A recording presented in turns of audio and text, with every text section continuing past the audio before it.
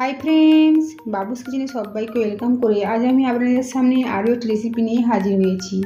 আজকের রেসিপি হলো চিকেন কোরমা। একদম রেস্টুরেন্টের স্বাদেই বাড়িতে বানিয়ে নিয়েছি চিকেন কোরমা। তাছাড়া যাওয়া যাওয়া রেসিপির দিকে আমি কীভাবে বানিয়েছি এই রেসিপি আর ভিডিওটি স্কিপ না করে লাস্ট পর্যন্ত দেখার জন্য অনুরোধ রইল। চিকেন কোরমা বানানোর জন্য সবার প্রথমে কোরমা মশলা বানিয়ে নেব। এখানে নিয়েছি তেজপাতা, বড় এলাচ, ছোটো এলাচ, জায়ফল, জয়িত্রী, গোটা জিরে আর নিয়েছি গোলমরিচ, দারচিনি। সমস্ত উপকরণ এখন একটা মিক্সিং গ্রাইন্ডারের মধ্যে নিয়ে নেব। সাথে দেবো হলুদের গুঁড়ো, লাল লঙ্কার গুঁড়ো, ধনে গুঁড়ো। এখন এই সমস্ত উপকরণ ভালো করে গুঁড়িয়ে নেব। সমস্ত মশলা ভালোভাবে গুঁড়িয়ে নিয়েছি। এখন একটা বোলের মধ্যে ঢেলে নেব। তৈরি হয়ে গেল কোরমা মশলা। চিকেন কোরমাতে দেওয়ার জন্য এখানে আদা, রসুন, কাঁচা লঙ্কা বেটে নিয়েছি। সাথে নিয়েছি এখানে টক দই। এখানে 2 চামচ মতো টক দই মিক্সিতে আমি ভালোভাবে ফেটিয়ে নিয়েছি।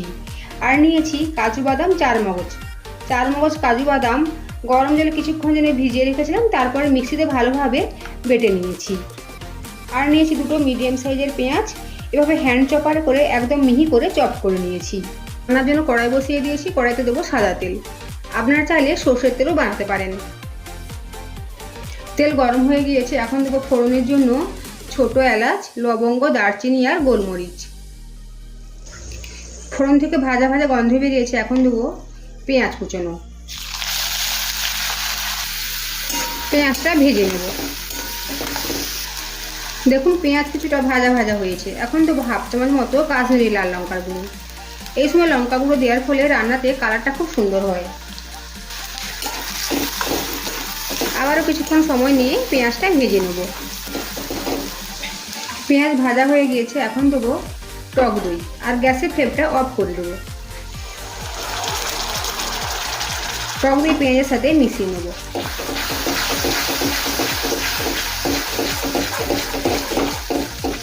রান্নাতে টক দই দেওয়ার সময় একদম গ্যাসের ফ্লেম কমিয়ে রেখে টক দই দিতে হবে, নইলে গ্যাসের ফ্লেম অফ করে টক দই দিতে হবে। টক দই পেঁয়াজের সাথে মিশিয়ে নিয়েছি। এখন গ্যাসের ফ্লেম অন করে দেবো। গ্যাসের ফ্লেম একদম কমানো রয়েছে। এখন দেবো আদা, রসুন আর কাঁচা লঙ্কা বাটা। কিছুক্ষণ সময় নিয়ে আদা, রসুন, কাঁচা লঙ্কা মশলার সাথে কষিয়ে নেব। আদা, রসুন, কাঁচা লঙ্কা মশলার সাথে কিছুক্ষণ সময় নিয়ে কষিয়ে নিয়েছি। এখন দেবো কোরমা মশলা। আবারও কিছুক্ষণ সময় নিয়ে মশলাটা কষিয়ে নেব। আর দেবো অল্প পরিমাণে জল, যাতে তলায় না বসে যায়।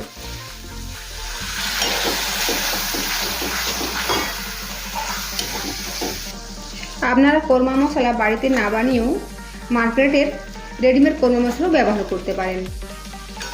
দেখুন মশলা কষানো হয়ে এসেছে। এখন দেবো কাজু বাদাম আর 4 মগজ বাটা।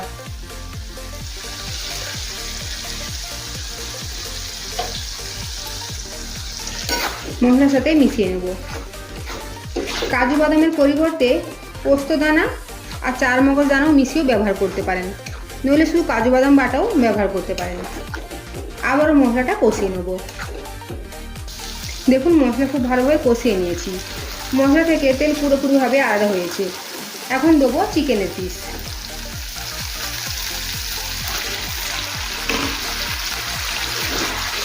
চিকেন ভালো করে মশলার সাথে মিশিয়ে নেব।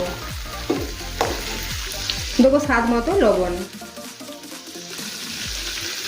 লবণ চিকেনের সাথে আবারও মিশিয়ে নেব।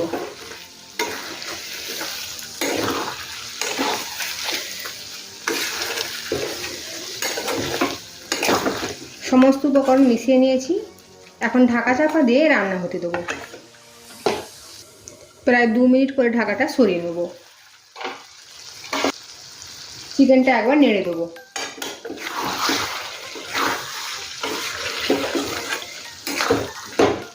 চিকেন নেড়ে দিয়েছি। আবারও ঢাকা চাপা দিয়ে রান্না করে নেব।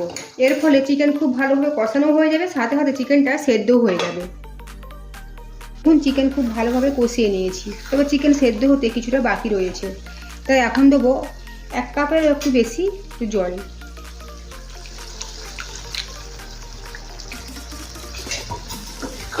সব কিছু ভালো করে নেড়ে চেড়ে মিশিয়ে নেব। আর এই সময় লবণটা টেস্ট করে নিতে হবে, যদি কম বলে মনে হয় তখন অ্যাডজাস্ট করে নিতে হবে।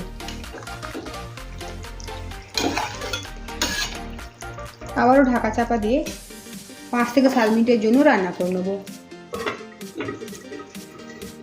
5 মিনিট পরে ঢাকাটা সরিয়ে নিয়েছি। চিকেন খুব ভালোভাবে সেদ্ধ হয়ে গিয়েছে আর গ্রেভিও একদম ঠিকঠাক রয়েছে।